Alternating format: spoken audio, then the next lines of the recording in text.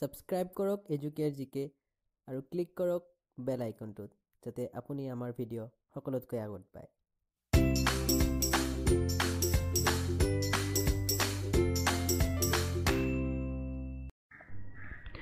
নমস্কাৰ friends, welcome to Educare জিকে।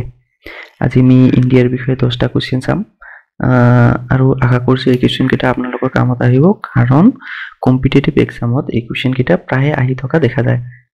তো ইয়াৰ প্ৰথম কুৱেশ্যনটো হ'ল, হু build the grand trunk road, অৰ্থাৎ গ্ৰেণ্ড ট্ৰাংক ৰোডটো কোনে বনাইছিলে? আৰু গাইজ মনত ৰাখিব, গ্ৰেণ্ড ট্ৰাংক ৰোডটো হ'ল ভাৰতৰ আটাইতকৈ দীঘল ৰোড, আৰু এই ৰোডটো কলকাতাৰ পৰা পাকিস্তানৰ পেছাৱাৰলৈকে যায়। তো এই ৰোডটো কোনে বনাইছিলে? তো ইয়াৰ উত্তৰটো হ'ল অপশ্যন বি, শ্বেৰশ্বাহ ছুৰী। গাইজ মনত ৰাখিব, কেতিয়াবা কুৱেশ্যন আহে ভাৰতৰ আটাইতকৈ দীঘল নেশ্যনেল হাইৱে কোনটো? তো নেশ্যনেল হাইৱে হ'ল NH7, অৰ্থাৎ NH7 হ'ল ভাৰতৰ আটাইতকৈ দীঘল নেশ্যনেল হাইৱে, আৰু এইটো হ'ল ৰোড। নেক্সট কুৱেশ্যনটোত চাম আমি, the battle of Chausa was fought between, অৰ্থাৎ চৌচাৰ যুদ্ধখন কাৰ কাৰ মাজত হৈছিলে? এয়া হ'ল শ্বেৰশ্বাহ ছুৰী এণ্ড হুমায়ুন, অৰ্থাৎ অপশ্যন এ। গাইজ এই যুদ্ধসমূহ মনত ৰাখিবলৈ যত্ন কৰিব, কাৰণ প্ৰায় আহি থাকে যে এইখন যুদ্ধ কাৰ মাজত হৈছিল, কেতিয়া হৈছিল, এনেকুৱা ধৰণৰ কুৱেশ্যন আহি থাকে। আৰু এই যুদ্ধখন, চৌচাৰ যুদ্ধখন হৈছিলে 1539ত শ্বেৰশ্বাহ ছুৰী আৰু হুমায়ুনৰ মাজত। নেক্সট কুৱেশ্যন 3 চাম আমি, India has total how many coastal states? Guys মনত ৰাখিব, ভাৰতৰ 9খন কোষ্টেল ষ্টেট আছে, অৰ্থাৎ অপশ্যন ডি। আৰু এই কোষ্টেল ষ্টেট মানে হ'ল সেইবোৰ ষ্টেট যিবোৰৰ বাউণ্ডেৰী সমুদ্ৰৰ লগত লাগি আছে।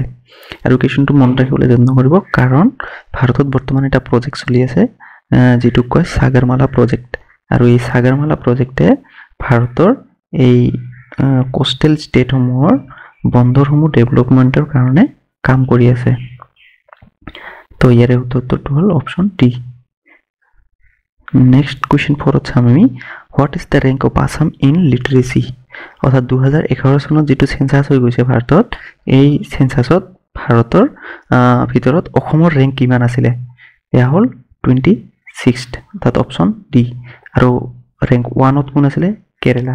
আৰু একেবাৰে লাষ্টত কোন আছিলে? বিহাৰ। অসমৰ আছিলে 26th। নেক্সট কুৱেশ্যন 5ত চাম আমি, in India which state produces highest number of cotton? অৰ্থাৎ ভাৰতৰ কোনখন ৰাজ্যই আটাইতকৈ বেছি কটন উৎপাদন কৰে বা কটন উৎপাদনত অৰিহণা যোগায়? এয়া হ'ল গুজৰাট। নেক্সট কুৱেশ্যন 6ত চাম আমি, which is the ancient port of Indus valley civilization? অৰ্থাৎ ইণ্ডাছ ভেলী চিভিলাইজেশ্যনৰ সময়ত তলৰ কোনটো এটা পৰ্ট আছিলে? গাইজ মনত ৰাখিব, এইটো হ'ল লোথাল। হৰপ্পা, ধলাভিৰা এইবিলাক পৰ্ট নাছিলে, কিন্তু এই লোথালটো পৰ্ট আছিলে, বা বন্দৰগাহ যিটোক কয়, বন্দৰ। নেক্সট কুৱেশ্যন 7ত চাম আমি, tropic of cancer passes through which two state of north east? Guys মনত ৰাখিব, ভাৰতৰ টোটাল 8খন ৰাজ্যৰ ওপৰেৰে এই ট্ৰপিক অফ কেঞ্চাৰ পাৰ হৈ যায়, আৰু নৰ্থ ইষ্টৰ 2খন ৰাজ্যৰ ওপৰেৰে এই পাৰ হৈ যায়। এয়া হ'ল Tripura and Mizoram. Next question 8ত চাম আমি, which one is the highest dam of India? অৰ্থাৎ ইণ্ডিয়াৰ আটাইতকৈ ওখ ডেম কোনটো হয়? এয়া হ'ল অপশ্যন এ, অৰ্থাৎ তেহৰী ডেম। আৰু এই তেহৰী ডেম উত্তৰাখণ্ডৰ ভাগীৰথী নদীৰ ওপৰত আছে। Next, when did Goa became a part of India officially? তো আপোনালোকে গম পায় ভাৰত 1947ত স্বাধীন হৈছিলে, কিন্তু সেই সময়ত গোৱা ইণ্ডিয়াৰ পাৰ্ট নাছিলে।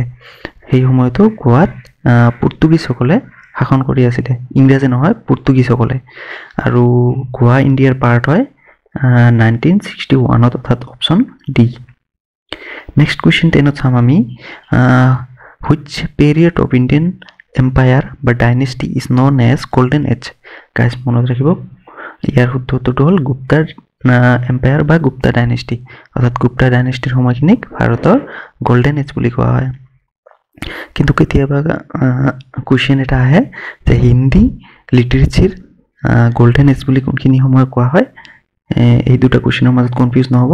যেতিয়া হিন্দী লিটাৰেচিৰ গল্ডেন এজ বুলি হয়, তেতিয়াহ'লে হ'ব আকবৰ, আৰু যেতিয়া হয় Indian empire is known as golden age, তেওঁ গুপ্তা এম্পায়াৰ। গাইজ আশা কৰিছোঁ এই কুৱেশ্যনখিনি আপোনালোকৰ কামত আহিব আৰু যদি আপোনালোকে আমাৰ এই কুৱেশ্যন ছেটটো ভাল পায় ছাবস্ক্ৰাইব কৰি ল'ব আমাৰ চেনেল যেন ভৱিষ্যতে আমি আপলোড কৰা ভিডিঅ'সমূহ আপোনালোকে অতি সোনকালে পাই যায় থেংক ইউ